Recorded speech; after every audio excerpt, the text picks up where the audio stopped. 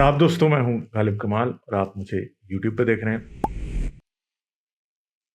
कुछ दिन पहले एक हज़रत मेरे पास आए चैनल पे, और बल्कि 2-3 दफ़ा पिछले चंद माह में ये बात हो चुकी है कि कोई मोमिन आते हैं और वो आके मुझे ये कहने लगते हैं कि जी, जब कोई शख्स इस्लाम छोड़ता है तो वो बड़ा नाउमीद हो जाता है। इवन कि एक क्रिश्चियन बंदे ने भी यही बात आके मुझे कही कि जी, जब कोई रिलीजन छोड़ देता तो बड़ा नाउमीद हो जाता है, उसके पास कोई अल्टरनेटिव नहीं होता, तो जी बड़ा मुश्किल हो जाता है। तो जी, इवन कि एक बंदे ने इस हद तक आके बात कर दी कि अगर कोई मज़हब छोड़ता है तो वो सुइसाइड कर लेता है, वो खुदकुशी कर लेता है। मगर इस बात में क्या कोई हकीकत है कि मज़हब छोड़ने की वजह से लोग खुदकुशी करते हैं? तो अगर साइंसी तौर पे आपको बताया जाए तो इन दो बातों का आपस में कोई रिलेशन नहीं। दुनिया में जितने भी सुइसाइड के ऊपर सर्वे हुए हैं उनमें एक बात सामने आई है कि जितने एथियस्ट लोग सुइसाइड करते हैं उतने ही रिलीजियस लोग सुइसाइड करते हैं। इस्लामी दुनिया में सुइसाइड का रेट जो है वो कोई कम नहीं है वेस्टर्न वर्ल्ड से, बल्कि ज़्यादा ही है, क्योंकि हालात काफ़ी ख़राब हैं। ठीक है, पाकिस्तान में सुइसाइड जो है वो मुसलमान ही करते हुए आपको दिखाई देते हैं। और अगर हम इस्लाम को देखें तो इस्लाम में सुइसाइड करने पे बड़ी कड़ी तनकीद की गई है, बल्कि रसूल अल्लाह के जो कौल हैं, जो हदीसें हैं, वो इसके सीधे ख़िलाफ़ जाती हैं। मगर एक आदमी सुइसाइड करता क्यों? उसकी वजह कोई ना कोई mental illness, psychiatric problem, deep psychological problem हो सकती है। दूसरी बात है डिप्रेशन हो सकता है। डिप्रेशन जो है वो टेंशन नहीं होती। डिप्रेशन, ये लोग जो है ना कहते हैं लोगों को टेंशन होती है, मुझे डिप्रेशन हो रहा है। डिप्रेशन वो नहीं होता। डिप्रेशन एक दायमी होता है जो कि मेंटल इलनेसेस की वजह से और बहुत से प्रॉब्लम्स की वजह से, और उसमें टेंशन या फिर बहुत ज़्यादा स्ट्रेसफुल लाइफ भी एक कंट्रीब्यूशन दे सकती है। मगर डिप्रेशन एक बीमारी है, जैसे टीबी एक बीमारी है, इसी तरह डिप्रेशन भी एक बीमारी है। ठीक है, और इस बीमारी का भी इलाज है। अगर आप डॉक्टर के पास जाएं तो वो आपका इसका इलाज करता है और लोग ठीक होते हैं। तो ज़रा हम देखेंगे कि रसूल अल्लाह ने सुइसाइड से मुतल्लिक क्या कहा हुआ है। तो यहाँ पे हमारे पास सही अल बुखारी की हदीस नंबर 1365 है, जिसमें रसूल अल्लाह ने फरमाया कि जो शख्स खुद अपना गला घूंट कर जान दे डालता है वो जहन्नम में भी अपना गला घूंटता रहेगा, और जो बरछे या तीर से अपने तई आप को मारे वो दोज़ख में भी इसी तरह अपने आप को तई मारता रहेगा। तो अगर कोई स्लीपिंग पिल्स खा के मर जाए तो वो जहन्नम में बस सोया रहेगा। मतलब रसूल अल्लाह ने जिस सज़ा से डराया है, मतलब अगर कोई स्लीपिंग पिल्स खा के मर जाए तो वो फिर सोया ही रहेगा, उसको तो कोई तकलीफ़ नहीं होगी।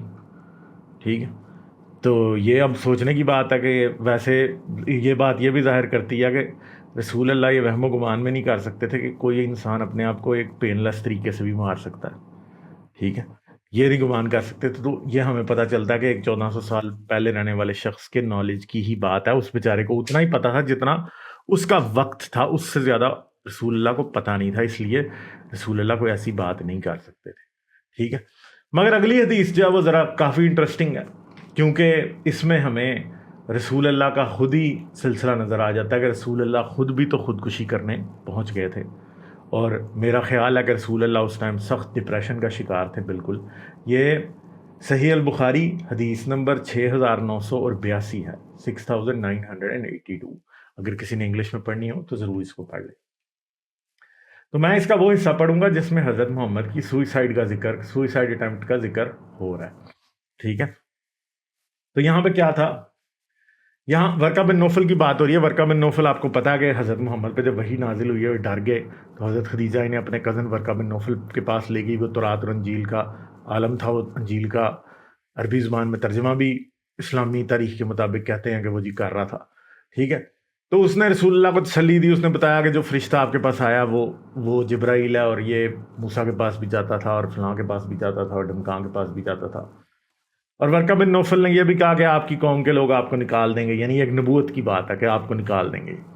ठीक है, तो ये सारी जो बातें हैं वो क्या हैं, ये वर्का बिन नौफल ने बताई। और वर्का बिन नौफल समझ लें कि रसूल अल्लाह के एक मेंटर के तौर पे जो है वो काम करने लगा, और रसूल अल्लाह उसके पास ही आते जाते रहते थे। फिर क्या हुआ, आखिर पे वो कहता है कि काश मैं उस वक्त जवान होता जब تمہیں تمہاری قوم نکال دے گی، جیسے کہ میں نے کہا ہے، اور زندہ رہتا حضرت صلی اللہ علیہ وسلم نے پوچھا کیا وہ مجھے نکال لیں گے؟ ورقہ نے کہا ہاں، جب بھی کوئی نبی اور رسول وہ پیغام لے کر آیا جسے آپ لے کر آئے ہیں تو اس کے ساتھ دشمنی کی گئی، اور اگر میں نے تمہارے وہ دن پا لیے تو میں تمہاری بھرپور مدد کروں گا۔ لیکن کچھ ہی دنوں بعد ورقہ کا انتقال ہو گیا اور وحی کا سلسلہ کٹ گیا۔ تو کچھ لوگ تو یہ بھی کہتے ہیں کہ ورقہ بن نوفل ہی وحی بنا کے دینے والے لوگوں میں شامل تھا، ٹھیک ہے۔ اور حضرت کو اس کی وجہ سے اتنا غم تھا کہ آپ نے کئی مرتبہ پہاڑ کی بلند چوٹی سے اپنے آپ کو گرا دینا چاہا۔ تو پہاڑ کی چوٹی سے اپنے آپ کو گرانے کا مطلب یہ ہے کہ رسول اللہ سوئسائڈ اٹیمپٹس کرنے لگ گئے تھے، ٹھیک ہے۔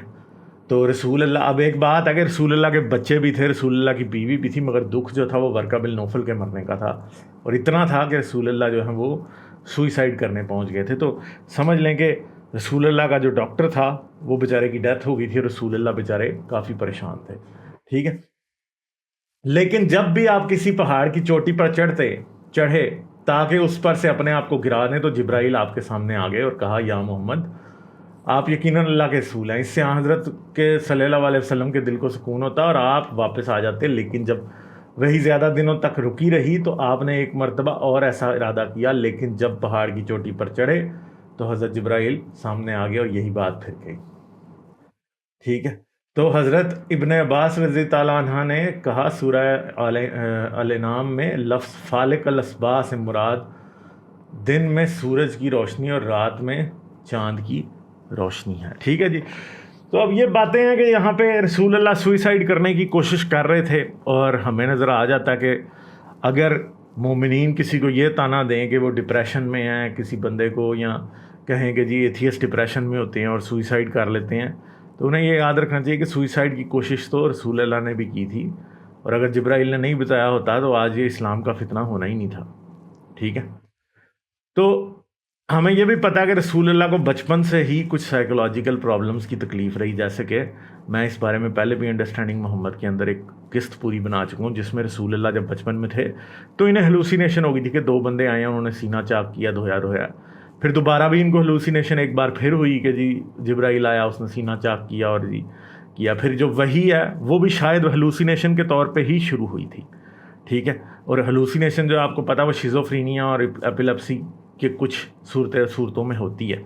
تو رسول اللہ کے سائیکولوجیکل ایشوز جو ہیں وہ ہمیں سامنے نظر آ رہے ہیں کہ موجود تھے، مگر ظاہری بات ہے کہ مومنین تو اس بات کا اقرار نہیں کریں گے، مگر ان کی کتابوں میں اس بات کا اقرار پایا جاتا ہے۔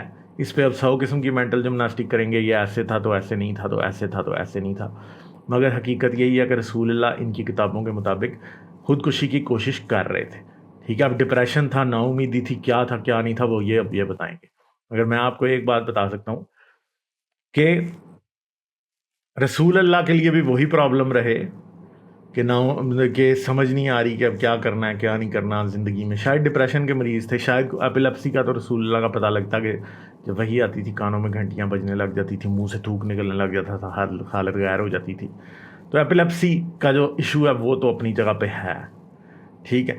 تو باقی پھر اس سے ریلیٹڈ اور پرابلمز بھی ہیں جن کی وجہ سے انسان نا امیدی کی صورت میں سوئسائڈ تک بھی پہنچ سکتا ہے۔ اور آئی تھنک کہ یہ وقت جو ہے رسول اللہ کی زندگی کا سب سے مشکل وقت تھا، اس سے مشکل وقت رسول اللہ کی زندگی میں کبھی نہیں آیا، کیونکہ بہت کم ساتھی تھے، رسول اللہ بہت کنفیوز تھے، کوئی سمجھ نہیں آ رہی تھی، اور ایک بندہ جس کی طرف وہ دیکھتے تھے، جسے وہ مینٹر سمجھتے تھے اپنا، وہ بیچارہ مر گیا، اور رسول اللہ بالکل ایک اندھیرے میں کھڑے ہوئے دکھائی دیے، تو اس لیے وہ بہت ہی پریشان لگے۔